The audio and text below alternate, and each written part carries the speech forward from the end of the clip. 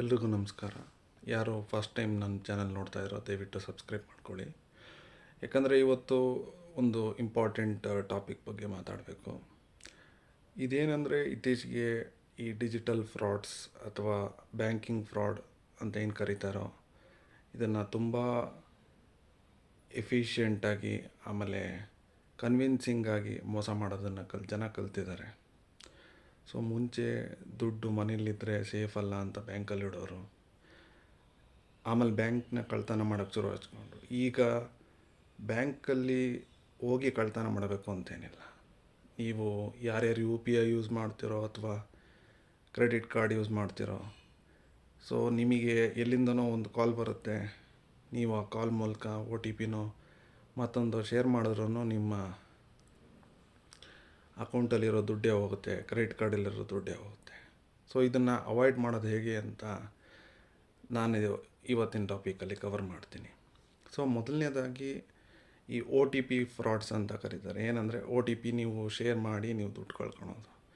So ತುಂಬ ಜನಕ್ಕೆ OTPನ share ಮಾಡೋದು ಅಂದರೆ, ಈಗ ಫಾರ್ ಎಕ್ಸಾಂಪಲ್ ಎಲ್ಲ ಬ್ಯಾಂಕ್ನವ್ರು ಹೇಳ್ತಾರೆ OTPನ ಯಾವತ್ತೂ ಫೋನಲ್ಲಿ ಶೇರ್ ಮಾಡಬೇಡಿ ಅಂತ.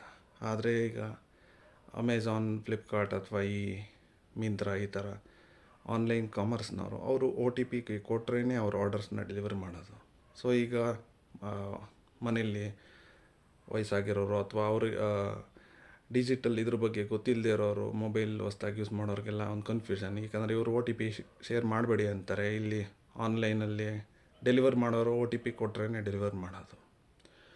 ಸೊ ಈ ಒಂದು ಕನ್ಫ್ಯೂಷನ್ನ ಹೇಗೆ ಅವಾಯ್ಡ್ ಮಾಡೋದು ಅಂತ ನಾನು ಹೇಳ್ಕೊಡ್ತೀನಿ. ಯಾಕಂದರೆ ಮೊದಲನೇದಾಗಿ ನಿಮಗೆ ಯಾರೇ ಒಂದು OTP ಒಂದು ನಿಮ್ಮ ಬ್ಯಾಂಕಿಂದ ಯಾವ್ದಾದ್ರು OTP ಬಂತು ಅಂದರೆ ಅದನ್ನು ಯಾರಿಗೂ ಶೇರ್ ಮಾಡೋಂಗಿಲ್ಲ, ಇನ್ಕ್ಲೂಡಿಂಗ್ ಬ್ಯಾಂಕ್ ಮ್ಯಾನೇಜರ್ ಅವರು ಫೋನ್ ಮಾಡಿದ್ರು ನೀವು ಅವ್ರಿಗೆ ಶೇರ್ ಮಾಡೋಂಗಿಲ್ಲ. ಅದೇ ಈಗ ಯಾರೋ ಅಮೆಝಾನ್ನವರು ಅವನು OTP ಅವರು ಡೆಲಿವರಿಗೆ ಅಂತ ಕೇಳಿದ್ರೆ ಆ OTP ಅಮೆಝಾನಿಂದನೇ ಬಂದಿದೆಯಾ ಆ ಮೆಸೇಜು ಅಥವಾ ವಾಟ್ಸಪ್ಪಲ್ಲಿ ಚೆಕ್ ಮಾಡಿ.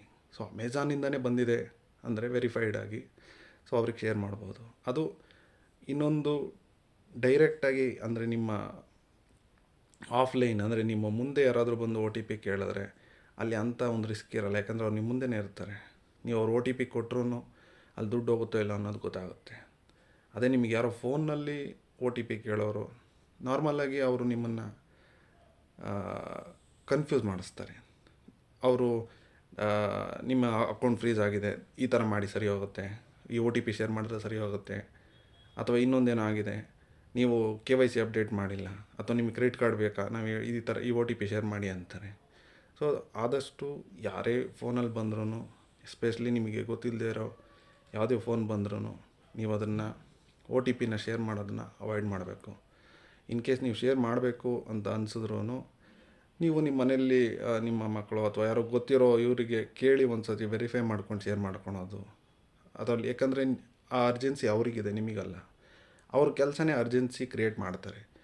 ಫಸ್ಟು ನಿಮಗೆ ಅರ್ಜೆನ್ಸಿ ಕ್ರಿಯೇಟ್ ಮಾಡ್ತಾರೆ, ಆಮೇಲೆ ನಿಮಗೆ ತಪ್ಪು ಮಾಡೋ ಥರ ಅವ್ರು ಹೇಳ್ತಾರೆ, ಏನಾಗಲ್ಲ ಅಂತಲೇ ಅವರು ಶುರು ಮಾಡ್ತಾರೆ.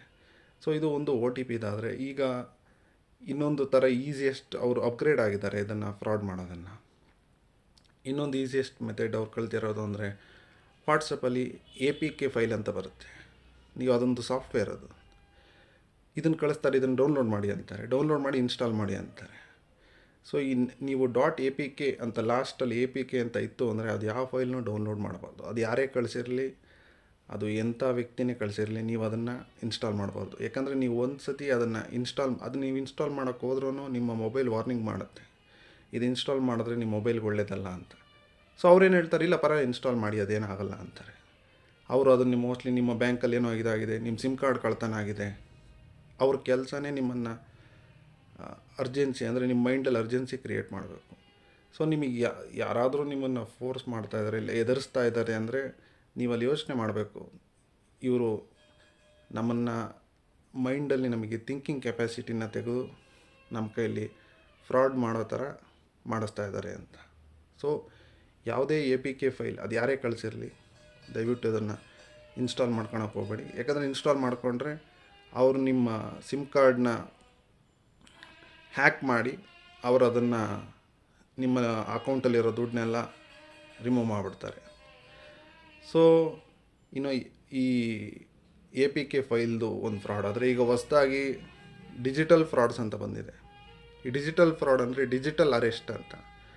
ಯಾವುದೋ ನಿಮಗೆ ವೀಡಿಯೋ ಕಾಲ್ ಬರುತ್ತೆ, ಯುವರ್ ಅಂಡರ್ ಡಿಜಿಟಲ್ ಅರೆಸ್ಟ್, ನೀವೆಲ್ಲೂ ಮೂವ್ ಮಾಡೋಂಗಿಲ್ಲ, ನೀವೇನೋ ಒಂದು ಮನಿ ಲಾಂಡ್ರಿಂಗ್ ಮಾಡಿಬಿಟ್ಟಿದ್ದೀರಾ, ನಾನು ಜಡ್ಜು, ನಾನೊಬ್ಬ ಪೊಲೀಸ್ ಆಫೀಸರ್, ಅವ್ನು ಪೊಲೀಸ್ ಯೂನಿಫಾರ್ಮಲ್ಲೇ ಇರ್ತಾನೆ, ನಿಮಗೆ ಕಂಡುಹಿಡಿಯೋಕ್ಕಾಗಲ್ಲ, ನೀವು ಅವ್ರನ್ನ ಕೇಳೋಂಗಿಲ್ಲ, ನಿಮ್ಮನ್ನು ಎದುರಿಸ್ತಾರೆ. ಅವ್ರು ಯಾವುದೋ ಒಂದು ಆರ್ಡ್ರ್ ತೋರಿಸಿ ನೀವು ತಪ್ಪು ಮಾಡಿದ್ದೀರಾ, ನೀವೀಗ ಇಷ್ಟು ದುಡ್ಡು ಹಾಕಿದ್ರೆ ನಿಮ್ಗೆ ಬಿಟ್ಬಿಡ್ತೀವಿ, ನೀವೆಲ್ಲೂ ಮೂವ್ ಮಾಡೋಂಗಿಲ್ಲ ಅಂತ ಹೇಳ್ತಾರೆ. ಸೊ ಈ ಡಿಜಿಟಲ್ ಅರೆಸ್ಟ್ ಅನ್ನೋದು ಇಂಡಿಯನ್ ಲಾನಲ್ಲಿ ಇಲ್ಲವೇ ಇಲ್ಲ. ಸೊ ಯಾರೇ ನಿಮಗೆ ಡಿಜಿಟಲ್ ಅರೆಸ್ಟ್ ಅಂತ ಏನೋ ಅಂದರು ಅಂದರೆ ಫೋನ್ ಕಟ್ ಮಾಡಿ ಅಷ್ಟೇ. ಯಾಕಂದರೆ ಫಸ್ಟ್ ಆಫ್ ಆಲ್ ಯಾವುದೇ ಅನ್ನೋನ್ ವೀಡಿಯೋ ಕಾಲ್ನ, ಎಸ್ಪೆಷಲಿ ವಾಟ್ಸಪ್ಪಲ್ಲಿ ಯಾವುದನ್ನು ಫೋನ್ನ ರಿಸೀವ್ ಮಾಡಬೇಡಿ. ಈಗ ಇತ್ತೀಚೆಗೆ ಅನ್ನೋನ್ ಮೆಸೇಜಸ್ ಬರುತ್ತೆ, ಹಾಯ್ ಹೌ ಆರ್ ಯು ಅಂತ. ಅವ್ರು ಯಾರು ಅಂತ ಗೊತ್ತೇ ಇರಲ್ಲ. ಸೊ ಅವ್ರ ಕೆಲಸನೇ ನಿಮ್ಮನ್ನು ಇನಿಷಿಯೇಟ್ ಮಾಡೋದು. ಯಾರೇ ಹೊಸ್ದಾಗಿ ನಿಮ್ಮನ್ನು ಅನ್ನೋನ್ ಮೆಂಬರ್ಸ್ ಮೆಸೇಜ್ ಮಾಡಬೇಕಂದ್ರೆ ಅವ್ನು ಇಂಟ್ರೊಡ್ಯೂಸ್ ಮಾಡ್ಕೋಬೇಕು.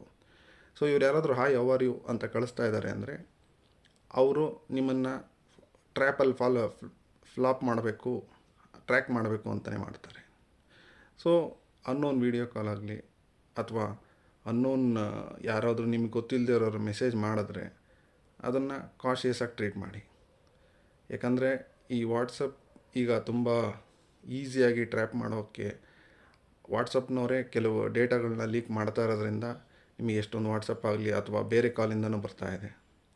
ಸೊ ಈ ಥರ ಈ ಡಿಜಿಟಲ್ ಅರೆಸ್ಟ್ ಅಥವಾ ಈ ಎ ಪಿ ಕೆ ಫೈಲ್ಸ್ ಅಥವಾ ಈ OTP ಈ ಥರದ್ದು ಯಾವುದೇ ಇರಲಿ, ನೀವು ಕಾಶಿಯಸ್ಸಾಗಿ ಟ್ರೇಡ್ ಮಾಡಬೇಕು. ವಾಟ್ಸಪ್ಪಲ್ಲಿ ಇನ್ನೊಂದು ಬರುತ್ತೆ, ನೀವು ಇಲ್ಲಿ ಇನ್ವೆಸ್ಟ್ ಮಾಡಿ ಅಲ್ಲಿ, ಬಟ್ ನೀವು ಯಾವುದೇ ಇನ್ವೆಸ್ಟ್ಮೆಂಟ್ ಮಾಡಬೇಕು ಅಂದರೂ ಕೆಲವೊಂದು ಸತಿ ಆ ಸೆಂಟರ್ ವಿಸಿಟ್ ಮಾಡಿ ಅದು ಒರಿಜಿನಲ್ ಇಲ್ಲ ಅಂತ ವೆರಿಫೈ ಮಾಡಿ ಮಾಡಬೇಕು ಅಂತ ಇಷ್ಟಪಡ್ತೀನಿ. ಯಾಕಂದರೆ ಇತ್ತೀಚೆಗೆ ಹೈಕೋರ್ಟ್ ಜಡ್ಜ್ಗಳು ಅವ್ರುಗಳನ್ನೇ ಫ್ರಾಡ್ಗಳಲ್ಲಿ ಇವರು ಇನ್ವಾಲ್ವ್ ಮಾಡಿಸ್ತಾ ಇದ್ದಾರೆ. ಸೊ ಯಾರ್ಯಾರಿಗೆ ಈ ವಿಡಿಯೋ ಇಷ್ಟ ಆಗಿದೆಯೋ ದಯವಿಟ್ಟು ತುಂಬ ಜನಕ್ಕೆ ಶೇರ್ ಮಾಡಿ. ಯಾಕಂದರೆ ಇದೊಂದು ಇಂಪಾರ್ಟೆಂಟ್ ಆಗಬೇಕು. ಹಾಗೆ ಲೈಕ್ ಮಾಡಿ, ಸಬ್ಸ್ಕ್ರೈಬ್ ಮಾಡಿ. ಧನ್ಯವಾದ.